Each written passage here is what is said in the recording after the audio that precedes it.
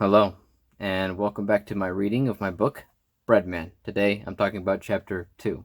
If you're just tuning in, I read Chapter 1 on my channel yesterday, and here's a little bit of a recap. Chapter 1 focused on a scientist that was working on a serum. He had everything that he needed except for one chemical. That chemical turned out to be bread, which he used on some lab mice. The lab mice grew extra strength and charged out of their cage. He sent in the results to the committee and kept a sample for himself.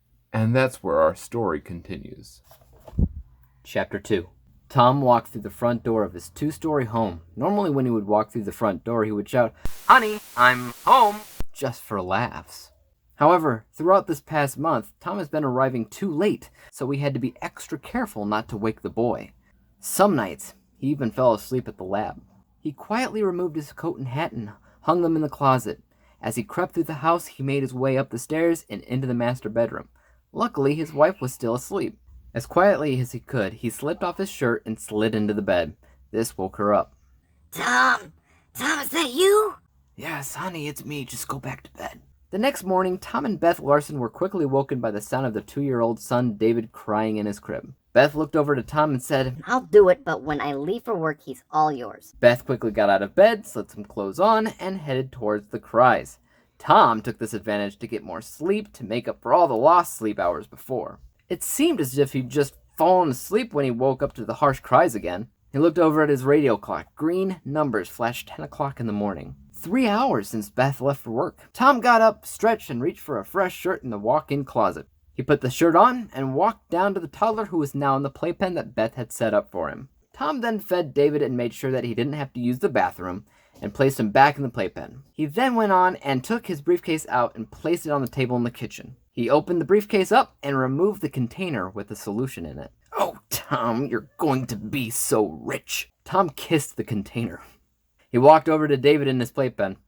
"David, do you want to help your father become rich and famous?"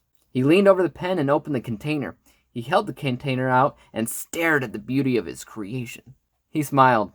He then remembered that the committee was supposed to call him around noon for their approval. He checked the watch on his left wrist, and at the same time, while he was looking away, David snatched the container away from his father. "No! David, you give that back to Daddy!" David ran his finger through the soil and licked it.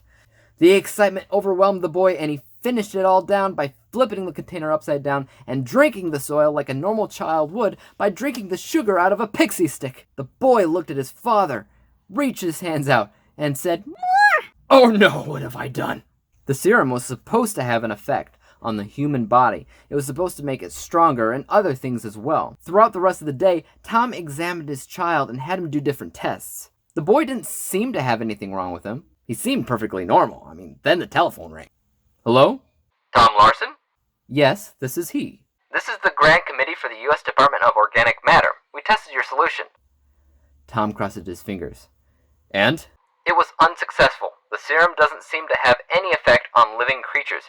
You've failed. I'm sorry to tell you this, but under these circumstances, we will have to relieve you of your duties."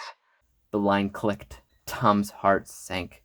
All the years in servitude he worked for this company had been all for nothing. It had to have worked. It had to. But it didn't.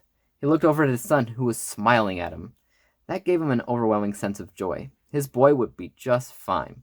Or would he? Full disclosure, the book does not say "or would he," but it should. That would have been perfect. I was always a fan of writing cliffhangers at the end of my chapters, but I feel like the story's done now because I didn't do that. But that's it! Chapter 2 of Breadman is done. If you're wondering how many chapters there are in this book, hold on, let me check. It's been a while since I've read this. I don't think I've actually read through it ever since I actually wrote it in the first place, so it could technically be absolutely terrible. So we're going to find out together. There's an epilogue, and before that, there are 30 chapters. And that's it. Guys, if you want to hear Chapter 3, make sure that you let me know in the comments down below, because this is my pride and joy right here. Breadman, yes. And of course, if we get through the whole book, I'll start on the next one. Oh yeah, I have another one. That's right. I'll talk more about that in a later video. Peace out.